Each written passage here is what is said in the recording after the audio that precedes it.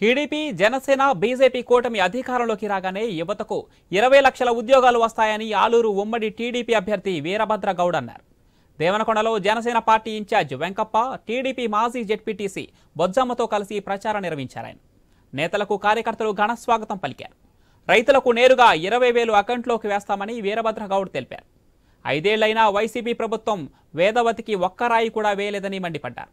మళ్లీ వైసీపీని గెలిపిస్తే ఆలూరు ఎడారి అవుతుందన్నారు. కూటమిని గెలిపిస్తే వేదవతి పూర్తి చేసి రైతులకు 1,00,000 ఎకరాలకు సాగు, త్రాగునీరు అందిస్తామన్నారు.